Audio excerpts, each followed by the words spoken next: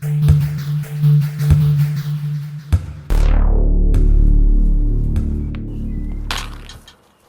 up, guys? The Snowman here, and March is a huge month for tennis. It's always a busy February, but March, there's just two tournaments on the docket for both the men and the women. They are Indian Wells in California and then the Miami Open in Florida. So today we're going to talk about the Indian Wells draw that just came out for the women recently. I'll have a second video then talking about the men's draw, but two big-time tournaments, and let's look at this women's draw. As you see in Section 1, the number 1 seed and defending champion out in the desert, Naomi Osaka, and she obviously had that great run to win the Australian Open just a few weeks ago, so she is the number 1 player in the world, but she split with her coach, Sasha Bajin, no longer with him, and she lost her only matchup without a coach. That was in Dubai a couple of weeks ago, lost in the first round there to Kiki Mladenovic, so she has now hired Jermaine Jenkins, Venus Williams' former hitting partner, as her new coach. We'll see how that partnership bodes in the future. But interesting for Osaka, she may have to play Mladenovic again in the second round here, her first match of this tournament. So that's an interesting subplot. Also in this bracket, this section of the draw, you have Karolina Pliskova, who's always a threat. Caroline Wozniacki, I'm not big on her right now as the 13th seed. She had to withdraw from Dubai with a viral illness. Her rheumatoid arthritis situation, it just doesn't seem like she's one of the best fighters of all time in the sport of tennis. But Wozniacki seems to be, low on energy. She goes through these periods. It's kind of like Venus Williams with her Sjogren's syndrome and what she's gone through the last few years. Wozniacki's a battler, but it's kind of up in the air right now. Who I want to talk about most though in this first quarter is Belinda Bencic, the 23 seed, who's 14-3 this season so far. Just won the title in Dubai, and en route to that trophy, she beat 4 top 10 players, took out Aryna Sabalenka, saved 6 match points in that match. She also then beat Halep, Svitolina, and Kvitova then in the final. She's on fire. She's got her ranking up from 55 to 23 now. Won the Hopman Cup with Fed back in January, so it's all working for her. I love watching her. I mean, her backhand is so clean. She hits outstanding angles, very few errors, especially on that backhand wing. Controls the baseline, a great positioner of the court, just has an all-court game, and she's been aggressive on returns, very high percentage serving, likes to go out wide on the do side, up the tee on the ad court. Bencic, it's all working for her right now, and her against Osaka in the round of 16 is a tasty proposition.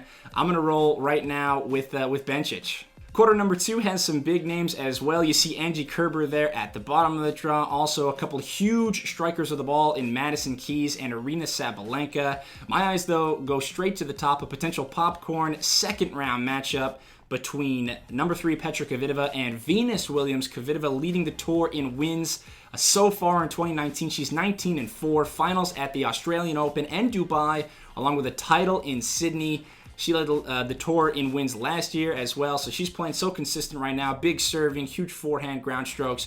It's all good for her. And then Venus, what are we going to get from her now? 38 years old. She's still ranked in the 30s, though. 4-2 so far in 2019. Had the loss to Halep at the Australian Open. And she's defending a lot of points, so it's going to be interesting. She made a semifinal run last year here at Indian Wells.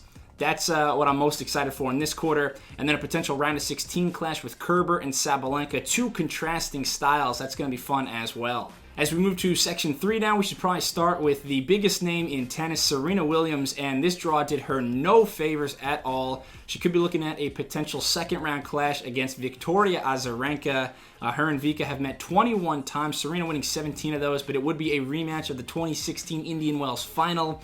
So that would be an early encounter for them. Then if Serena makes it past Azarenka, it could be in the third round, Garbiñe Muguruza. That's not going to be fun for Williams.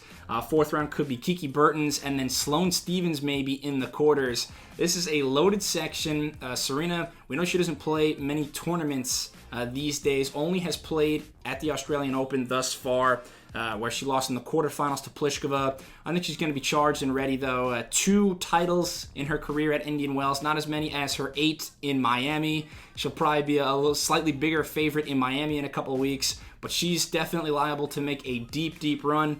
And then my eyes also go to Amanda Anisimova, a 17-year-old American who received a wild card to this tournament. Keep your eye on her. Patrick McEnroe says that she is guaranteed to be the #1 player in the world at some point. And PMAC was right about Osaka, so I trust his judgment. But she's 17, currently ranked 61. She's going to be a star. She upset one of the favorites at the Aussie Open, Sabalenka, to make the 4th round there. She also beat Petra Kvitova at this tournament at Indian Wells last year at just age 16. So she's got a good all-around game. Watch out for her. Also another young one, Bianca Andreescu, an 18-year-old Canadian, is also in this draw. She got a wild card as well. So lots of fun things happening. And then Sloane Stephens. Stephens, who, she's been okay, but a first-round loss at Acapulco recently. That was to Beatriz Hadid Maya, the 172nd ranked player in the world.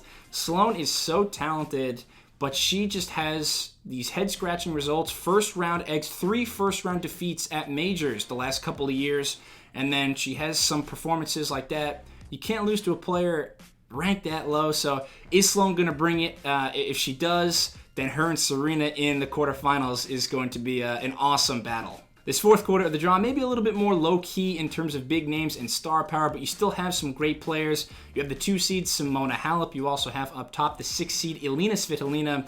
And right near her it's not very often we get a rematch of a final from just a week before in the first round, but that's what we have. Wang Yifan and Sofia Kenin just met in the Acapulco final last week, where Wang Yifan rallied from down a set and a break to claim that 7-5 in the 3rd set. That was her first title. She's now in the top 50. Wang, a classic counterpuncher. And so they've got the rematch winner there to play Svitolina. And you also have Daria Kasatkina and Yelena Ostapenko, who could meet up in the 3rd round. 2 of my favorite players. And right now, Kasatkina, she's 1-5 in 2019. Made the Indian Wells final last year, losing to Osaka in a good matchup of young players then. Ostapenko, then, on the other hand, she's 3-6 in 2019, made the final in Miami last year. So they're coming up on big points that they're defending in the month of March. They've got to turn it around. Both young players have really struggled so far. Kasatkina just made a coaching change. So I'm watching that little mini section, and we'll see. Svitolina and Halep, though, likely the favorites to get out of this 4th quarter. So tough to make predictions in women's tennis. If I had to pick a winner, I'd probably say Sloane Stephens or Simona Halep maybe, but who knows. If you have an idea, if you've got a prediction, please leave a comment, and I'd love to know who you have winning out here in the desert. Also, be on the lookout for my men's preview as well on the ATP side. And if you enjoyed this video, please subscribe to the Snowman Sports Media. Give me a thumbs up, and thank you so much. I'll be back very soon, and cheers.